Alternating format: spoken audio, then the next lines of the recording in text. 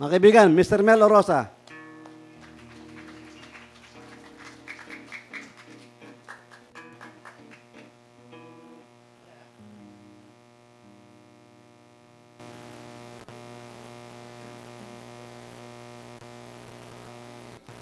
Hi, magandang gabi ho. Hi! Hello! Bumabate. Mga bata, kumusta kayo? Okay. Kumain na ba kayo ng fried chicken? Hindi ba umabot sa inyo? Next year na lang. Alright.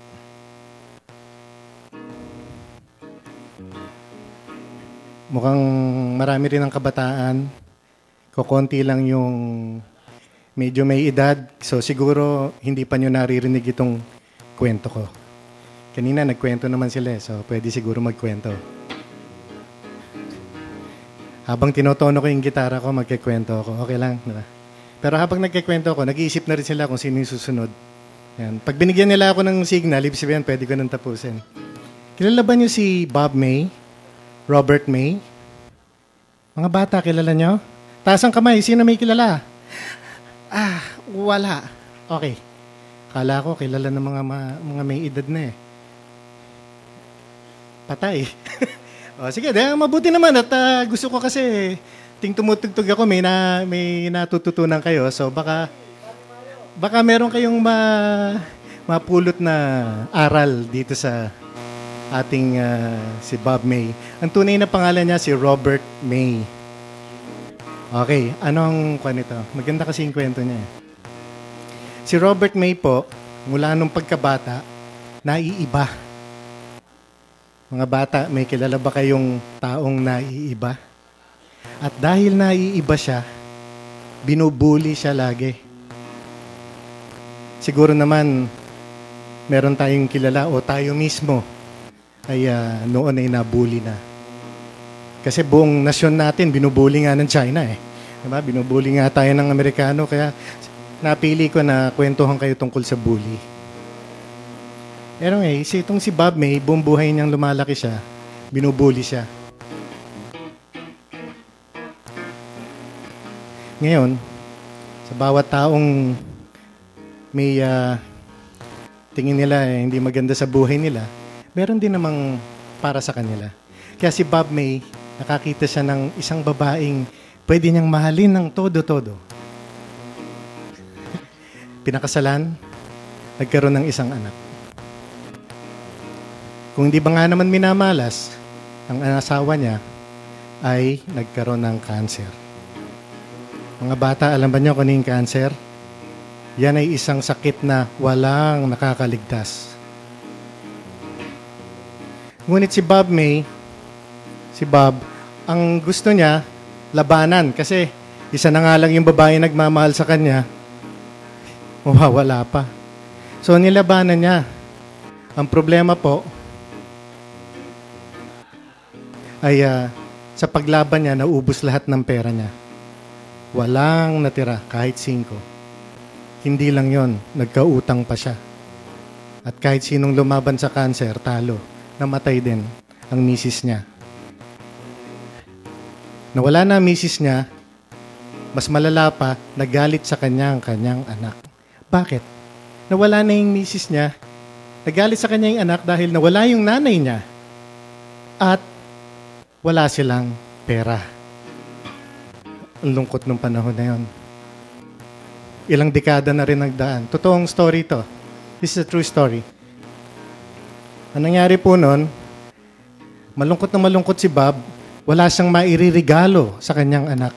Kayo ba, mga bata, mga magulang ba nyo, may regalo? Pag wala, huwag kayong magagalit. Ang nangyari ngayon nun, dahil sama ng loob niya, galit sa kanya anak niya, wala pa siyang mairegalo. Ang ginawa po niya, gumawa siya ng kwento tungkol sa buhay niya. Pero hindi niya ginamit ang tunay niyang pangalan. Nilagay niya yung katauhan niya sa isang animal. At yung animal na yon, actually, siya yon. Tawag yata nila rin sa English, fable. Parang wala pa rin sa tono. Okay. So, ang nangyari, yung fable na yon, yung storya ng tungkol sa buhay niya, na naiiba siya, may nakagusto. At sabi, pwede ba lagyan natin ng musika yung kwento mo? Naging awit. Naging kilalang awit. Hanggang ngayon po, inaawit. By now, alam nyo na etong tinutugtog ko, yun na yung awit na yun. Kumita yung awit, nakabawi siya, nagkasundo rin sila nung anak nila. At etong awit na to ay isang Christmas song na inaalay ko sa inyo. At doon sa mga naiiba pero parang mababa ang loob dahil naiiba sila.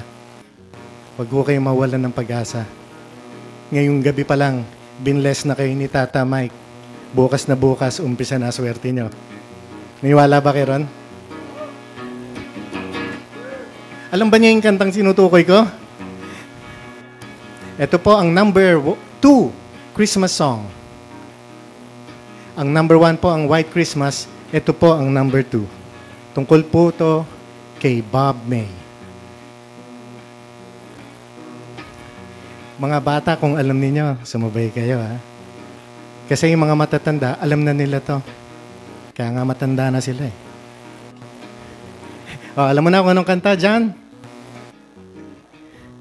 Okay, tandaan niyo yung pangalan, si Bob May.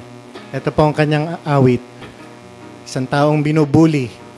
Ginawa niya yung sarili niya isang usa. Nangangalang, Rudolph the Red-Nosed Reindeer had a very shiny nose. And if you ever saw it, you'd even say it glows. All of the other reindeers used to call him names. They never let poor Rudolph play with other reindeer games. Di ba sad?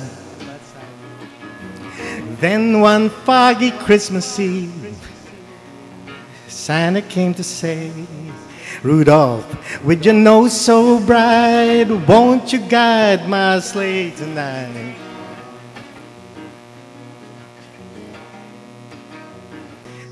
Oh, how the reindeers loved him as they shout his name with glee.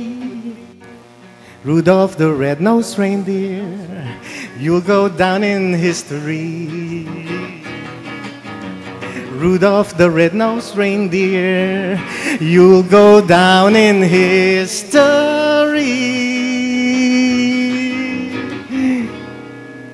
Nagustuhan niya?